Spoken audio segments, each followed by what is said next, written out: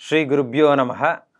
రామాయణ విజ్ఞానం కార్యక్రమానికి ఏబిఎన్ ఆంధ్రజ్యోతి ప్రేక్షకులకు పునఃస్వాగతం. ఈనాటి కార్యక్రమంలో రామాయణ దర్శనం అన్న విషయాన్ని మనం తెలుసుకుందాము.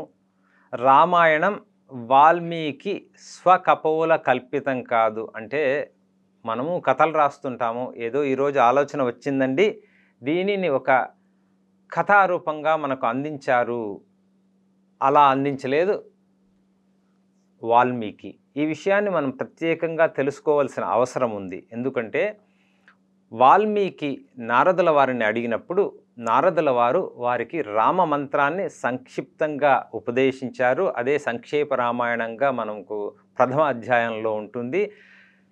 యోగ స్థితిలో అంటే మానవ స్థితిలో కాకుండా ఉత్తమమైన యోగ స్థితిలో ఉన్న వాల్మీకి వారు వెంటనే ఆ మంత్ర ఫలాన్ని పొందడంతో బ్రహ్మ వచ్చి సరస్వతి ప్రసాదంగా నీకు రామాయణ దర్శన ప్రాప్తిరస్తు అని అనుగ్రహించారు. కాబట్టి రామాయణం వారికి ఎలా దర్శనమిచ్చింది అంటే రహస్యంచ ప్రకాశంచ.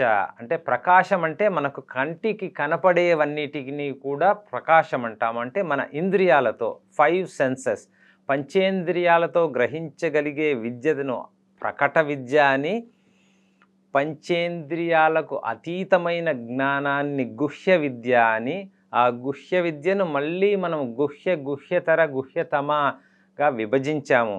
అనేక పదాలు ఉపయోగిస్తున్నారండి, వీటిని మేము ఎక్కడైనా విన్నామా అంటే భగవద్గీతలో కృష్ణ పరమాత్మనే చెప్తాడు, అర్జున గుహ్యతమం ఇది శాస్త్రం అని. కాబట్టి ఇది ఇంద్రియాతీత విద్య.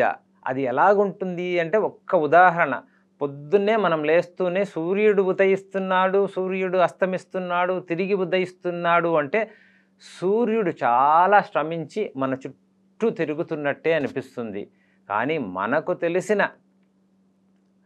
చిన్న ఎలిమెంటరీ స్కూల్ ప్రాథమిక పాఠశాలలో జ్ఞానం కూడా ఏమంటోంది, సూర్యుడు ఉదయ అస్తమాలు లేనివాడండి, భూమి తన చుట్టూ తాను తిరుగుతూ సూర్యుని చుట్టూ తిరుగుతోంది అంటున్నాము. కాబట్టి మనం ఎప్పుడూ విజ్ఞానాన్ని అంటే ఇంద్రియాలతో చూసేదే పరమసత్యం కాకుండా ఇంద్రియాతీతమైన జ్ఞానం ఉంది. ఆ ఇంద్రియాతీతమైన విజ్ఞానాన్ని దర్శించి మళ్ళీ దర్శన అన్న విషయాన్ని, ఆ పదాన్ని తెలుసుకుంటే అది ఇంద్రియాతీత స్థితికి వెళ్ళిన క్రాంతదర్శులైన మహర్షులు అనుభవించి మనకు అందించారు. ఎందుకంటే మైక్రోస్కోప్లో చూసిన ఒక విషయాన్ని వాళ్ళు రిపోర్ట్ రూపంగా మనకు అందిస్తే కానీ మనకు ఏముందో తెలీదు, మనలోనే ఒక వ్యాధి లక్షణం ఉందా లేదంటే వేరే విషయం ఉందా అని. అందుకనే ఈనాటికి కూడా ఒక విషయాన్ని తెలుసుకోవాలంటే ఇంద్రియ శక్తి పరిమితమైనది, ఇంద్రియాతీతమైన పరమసత్యాలను దర్శించి మనకు అందించారు. కాబట్టి రామాయణ విజ్ఞానం విశేషం.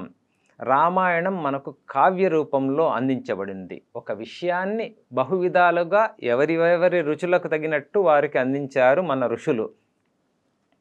ప్రభు సంహిత అన్నారు వేదాలను. అంటే అవి సూత్రప్రాయంగా చాలా సూటిగా చెప్తాయి.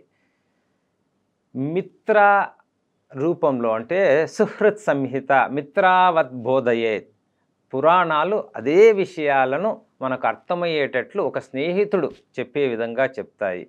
కావ్యాలు కాంతా సంహిత అంటే ఒక విషయాన్ని రమణీయంగా విశేషంగా ఎలా చెప్పగలమో ఆ విధంగా అందించాయి. రామాయణం ఒక మహాకావ్యం.